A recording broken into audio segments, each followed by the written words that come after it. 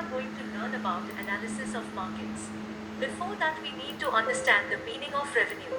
Revenue is the income a firm retains from selling its products once it has paid indirect tax, such as VAT. Revenue provides the income which a firm needs to enable it to cover its costs of production, and from which it can derive a profit.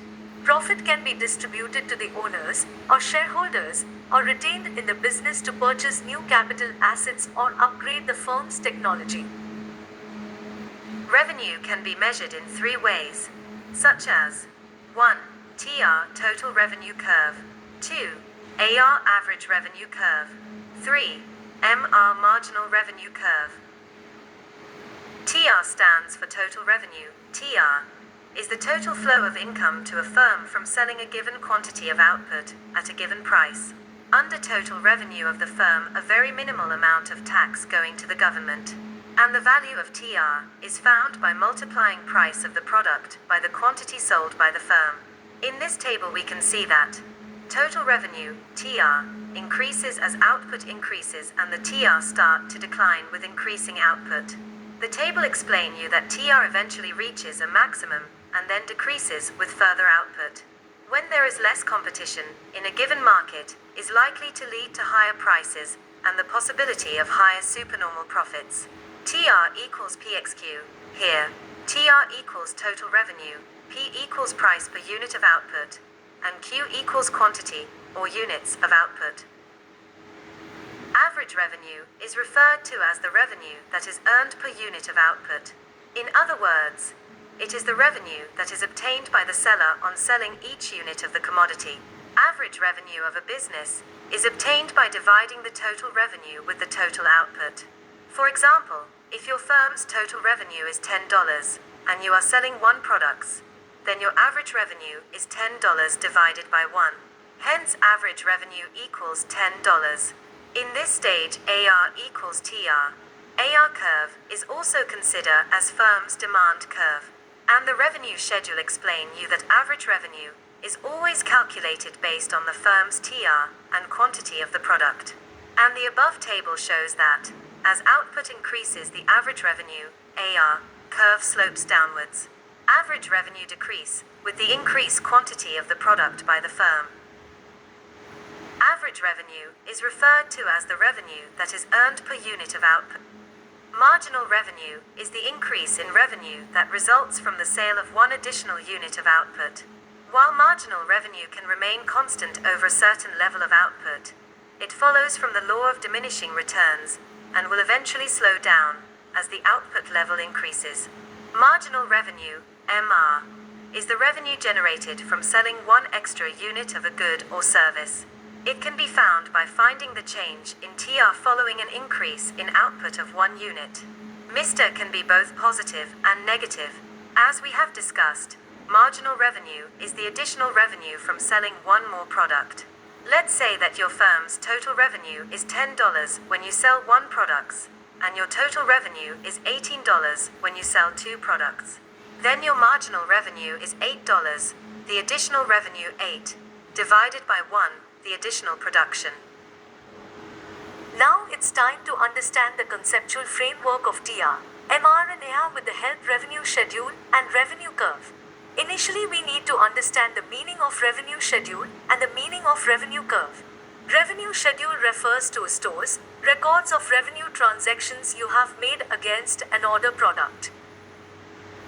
Revenue curves refers to a curve that graphically represents the relation between the average revenue that is received by a firm for selling the output and the quantity of output sold by the specific firm. And now we are going to discuss about 3 types of revenue curves, such as 1. Total revenue curve, 2. Average revenue curve, 3. Marginal revenue curve, and the relationship between TR, AR, and MR. In order to understand the basic concepts of revenue, it is also important to pay attention to the relationship between TR, AR, and MR. In order to understand the basic concepts of revenue, it is also important to pay attention to the relationship between TR, AR, and MR.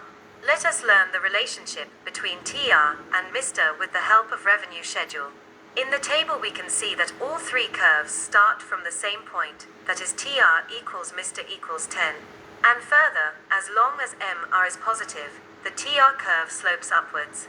When the MR reaches to 0, the TR reached its maximum level of revenue, and it starts decline as Mr reaching to negative value. When the MR curve touches the x-axis, the TR curve reaches its maximum height. Further, if the MR curve goes below the x-axis, that is negative value, the TR curve starts sloping downwards. Now it's time to understand the relationship between AR and MR. If there is any change in AR, the AR changes causes a much bigger change in MR. Therefore, if the AR curve has a negative slope, then the MR curve has a greater slope. Similarly, if the AR curve has a positive slope, then the MR curve again has a greater slope and lies above it. If the AR curve is parallel to the x-axis, then the MR curve coincides with it. Here is a graphical representation of the relationship between AR and MR. In the left half, you can see that AR has a constant value, dd. Therefore, the AR curve starts from point D and runs parallel to the x-axis. Also, since AR is constant, MR is equal to AR and the two curves coincide with each other. Now we are going to understand the meaning of markets and types of markets. Basically, markets refers to the place where a couple of parties can meet, which will expedite the trading of products and services. The parties who involved in the market activities are the sellers and the buyers. And we are going to study about the meaning of 7 primary markets, such as monopoly, oligopoly, perfect competition, monopolistic competition, monopsony, oligopsony, natural monopoly. Let me explain you the meaning of monopoly. Monopoly is one of the type of a market structure characterized by a single seller selling a unique product in the market. In a monopoly market, the seller faces no competition, as he is the sole seller of goods with no close substitute. By this we can understand the main characteristics of the monopoly market, such as 1. Single seller. 2. No substitute. A monopolistic market is a market formation with the qualities of a pure market. For example, the Indian Railway, Google, Microsoft, and Facebook. The second type of market is oligopoly. Oligopoly refers to market structure in which there are a few seller and a large number of buyers for a commodity. In this, the seller offer homogeneous, the differentiated products by recognizing their mutual dependence. For example, commercial air travel, auto industries, cable television, etc. Third type of market is perfect competition. In economic theory, perfect competition occurs when all companies sell identical products. Market share does not influence price. Companies are able to enter or exit without barriers. Buyers have perfect or full information, and companies cannot determine prices. For example, agricultural products like carrots, potatoes, and various grain products, the securities market, foreign exchange markets, and even online shopping websites, etc. Following are the characteristics of perfect competition. Large numbers of buyers and sellers in the market. Free entry and exit of firms in the market. Each firm should be selling a homogeneous product. Buyers and sellers should possess complete knowledge of the market. No price control. Fourth type of market is monopolistic competition. When many companies offer competing products or services that are similar, but not perfect, substitutes. The characteristics of monopolistic competition include the following. The presence of many companies. Each company produces similar, but differentiated products. Companies are not price takers. Free entry and exit in the industry. Companies compete based on product quality, price, and how the product is marketed. For example, hairdressers, restaurant businesses, hotels, and pubs. Fifth type of market is monopsony. A monopsony is a market condition in which there is only one buyer. Because there is only one buyer for a good or service, the buyer sets the demand and therefore controls the price. For example, a company that collects the entire labor of a town like a sugar factory that recruits laborers from the entire town to extract sugar from sugarcane. Sixth type of market is oligopsony, a state of the market in which only a small number of buyers exists for a product. Oligopsony exists in industries or sectors like publication, dairy, food, agriculture, etc. An oligopsony is a business opportunity for services and products that is influenced by a couple of huge purchasers. The fast food industry is a good example of an oligopsony. And the last type of market is natural monopoly. A natural monopoly is a type of monopoly that exists typically due to the high startup costs or powerful economies of scale of conducting a business in a specific industry, which can result in significant barriers to entry for potential competitors. An organization with a natural monopoly may be the main supplier of a set.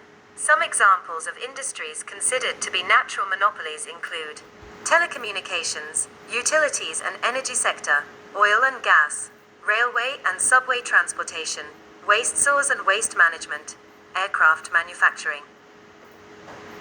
Hope this video presentation helps you to understand the meaning and types of revenue, total revenue, average revenue, and margin revenue, and also the meaning and types of markets. If you have any concerns or questions, please let me know in the comments. I will be back with another useful video soon. Till then, signing off, it's me, Shibby.